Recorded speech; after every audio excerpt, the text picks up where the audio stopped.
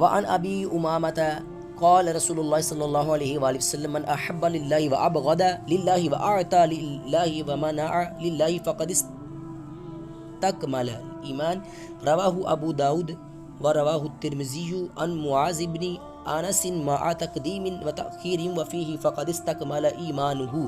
روایت حضرت ابو امامہ رضی اللہ تعالیٰ عنہ سے فرماتے ہیں کہ فرمایا رسول اللہ صلی اللہ علیہ وآلہ وسلم نے کہ جو کوئی اللہ کے لیے محبت و دعوت کرے اور اللہ کے لیے دے اور روکے، اس نے اپنا ایمان کامل کر لیا۔ یہ حدیث ابو داود نے روایت کی ہے۔ ترمذی نے کچھ تقدیم و تاخیر سے حضرت معاذ بن انس سے یوں نقل کی کہ بے شک اس نے اپنا ایمان کامل کر لیا۔ آپ حضرت ابو امامہ، آپ کا نام شریف صدی، کنیت ابو امامہ ہے، قبیلہ بنی باہلہ سے ہیں۔ اولاً مصر میں، پھر حمص میں قیام فرمایا۔ 71 سال کی عمر پا کر 86 ہجری حمص میں ہی وفات پائی۔ شام کے سب سے آخری صحابی آپ ہی ہیں۔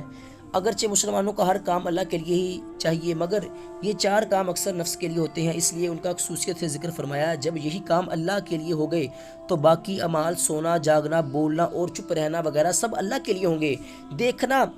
دیکھا یہ گیا ہے کہ اللہ کے لیے دینے والے تھوڑے، نام نمود میں خرچ کرنے والے زیادہ ہیں۔ رب تعالیٰ یہ صفتیں نصیب کرے، کیونکہ کمال ایمان اخلاص سے نصیب ہوتا ہے، مخلص صدیقین کے زمرہ میں پہنچ جاتا ہے۔ اخلاص کی پہچان یہ ہے کہ کافر بیٹا دشمن معلوم ہو، اجنبی مومن پیار۔